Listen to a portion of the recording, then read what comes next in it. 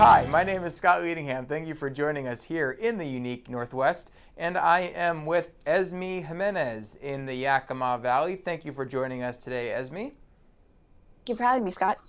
Esme and I are going to be talking about several different topics. May Day marches in Yakima, some marijuana policy in Benton County around the Tri-Cities, and some World War II veterans in the Yakima Valley. If you have questions on those topics or somewhat similar things that Esme covers, go ahead and ask those in the comments section if you're joining us live on Facebook, and we'll try to get to them now or afterward. Esme, first, let's get right into it. The May Day marches this week on May 1st in Yakima happened. You were there. Tell us a little bit about what you saw and the history of that march. Yeah, so that was on Tuesday. It was May Day in the Yakima Valley. It's an important holiday. A lot of Latinos and immigrant folks show up. It's known as International Workers' Day as well. And here we saw a smaller turnout. It was a couple hundred people, mostly Latino, mostly immigrants. A lot of them were discussing having a Clean Dream Act, as well as having a kind of immigration reform that would help support them. Some of the workers came as far as from Pasco, and they wanted to be in solidarity with other workers and support them during May Day. Specifically, I talked to one woman. Her name was Maria Cuevas, and she marched with Cesar Chavez in the 1980s. It was really incredible to see the commitment that she's given the community in terms of showing up every year for these marches. She was there at the signing that happened with Inslee in terms of making Cesar Chavez signing it into action last month. So it was just a really powerful moment, despite the low turnout. Right. So you mentioned real quickly the Clean Dream Act. Can you just expand a little bit on that and what they're calling for in that Clean Dream Act? Yeah, with the Clean Dream Act, some local activists, especially the students and those that are DACA recipients, are discussing having a Clean Dream Act in the sense that it doesn't tack on money for a border wall, for example, or something that excludes their parents or other immigrants who maybe aren't in that definition of being younger or having had education in the U.S., whether or not they speak English. A lot of these policies that include some immigrants while excluding others. So that would be comprehensive immigration reform. Okay, so you did some reporting about this leading up to the May Day marches this week, and you talked to someone who had kind of some opinions and was maybe some concern, if that's the right word, about kind of the future generation engaging, or the younger generation engaging with activism and immigration issues there in the Yakima Valley. Talk a little bit about who you talked to and what their concerns were. So I talked to one of the KDNA directors, and KDNA, for those who don't know, is Radio Cadena. It's a local radio station, and I talked to the director, and he was reflecting on the changes that he's seeing. He thought there was going to be a low turnout for the march, and he was right. He was discussing specifically with DACA recipients. They're in this very hyper-visible state where a lot more people know about the circumstances that led them to kind of be in this situation. But how maybe dangerous it can be for them to be very vocal. And so as he was talking about that, he was also explaining that these CDs that KDNA gives out are for people who are wanting to adjust their immigration status from permanent residence to full citizenship. And usually he gives out, one or two of these CDs a month. And he said that in the first 3 months of 2018, he gave over 100 out.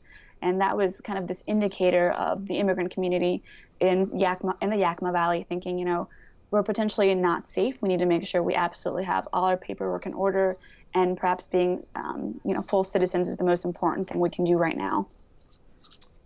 Interesting. We'll certainly be looking forward to more reporting on those sorts of topics as you've been reporting for the last several months about immigration in the Yakima Valley in Central Washington. Moving along to other issues of importance in Central Washington and, frankly, the entire Northwest and the country as a whole, marijuana. And if it's marijuana in the state of Washington and Oregon, for that matter, it's in the news because obviously a lot surrounding those topics in the last several years, and of course at the federal level involving Attorney General Jeff Sessions and the Justice Department. But more specifically, more locally, in Benton County there, which is around the Tri-Cities, there's been some recent policy making around this topic. So talk about what has happened in Benton County recently involving marijuana. So this week, the Benton County commissioners had their hearing. It was on Tuesday as well. But they also had a public hearing, and they were discussing ordinances and zoning on cannabis. And so most recently, there was a 6-month moratorium that did not allow for new growers, cannabis growers, to come into unincorporated parts of Benton County. That was ended. However, that came in with new regulations, and those are effective immediately. Some of the most important ones include what it's called the Sight and Smell Ordinance, which is part of Title 6A, and that actually allows the county or the sheriff's office to issue infractions if there's any like smell or sight problems happening. A lot of the people that weighed in on the public hearing meeting on Tuesday were discussing how it affects their ability to be in their homes, to not have these orders that they find offensive. And so now the sheriff's office is actually able to follow up on that. And that's going to be really interesting. It does also, this ordinance also grandfathers in growers who have been in the county for the last couple of years. But then most importantly as well, other parts of those policies include redefining agriculture and excluding marijuana as part of a crop. So the way that we discuss cannabis in Benton County is going to be different, because when we talk about agriculture zoning, it's not going to be including marijuana. So it'll be interesting to see how that happens and what people are going to be doing, especially those that are growers, or especially those that are invested in cannabis in the county. That's interesting. You talk about what you said, the Sight and Smell Ordinance. I feel like anyone who's a parent of teenagers, especially maybe teenage boys, feel like they want to issue a Sight and Smell Ordinance on their dirty rooms. My mother, who had 3 boys, would probably agree with that. Sorry, Mom. But I think I was the cleanest. I don't know about you, Esme, if you kept your room straight as a teenager. I did. I had a lot of sisters, so we just had to be pretty clean. Right. Very good. Okay, so finally, on another topic in the Yakima Valley, you recently were interviewing and talking about a ceremony to honor World War II vets, particularly of the Filipino community in Central Washington. And I, for one, wasn't really aware of a strong, vibrant Filipino community there in the Yakima Valley. Tell us a little bit more about that. Yeah, so I headed down to Wapato to the Filipino Community Hall. It was really awesome. I was able to meet this gentleman who's 92 years old. His name is Gregorio Ochoa Azurin, and he was a vet at 17 years of age, he actually served in the Philippines during World War II. And this past weekend, he received a Congressional Gold Medal replica for his work. And it was really interesting because, as you mentioned, I didn't know so much about Filipino veterans and how important they were in World War II. 250,000 of them actually served in World War II, Filipino veterans specifically. So that was really interesting. I also was able to talk with Carmen Azurin, his wife, and they were reflecting on the experiences of being Filipino, having served in the military, and living now in rural Washington. And most recently, we also know Governor Jay Inslee signed a proclamation last month recognizing Filipino veterans of World War II. So that's really important to finally see these veterans getting a lot of the recognition that they deserve for the service that they gave.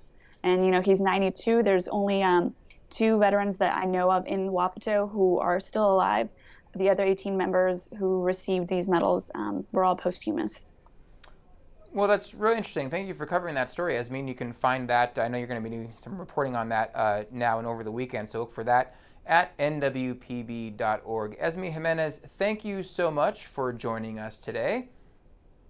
Thank you for having me. You can find all of her reporting and the reporting of all other reporters around the Northwest at nwpb.org, and join us every Friday at noon here on Facebook, where we discuss news of the unique Northwest.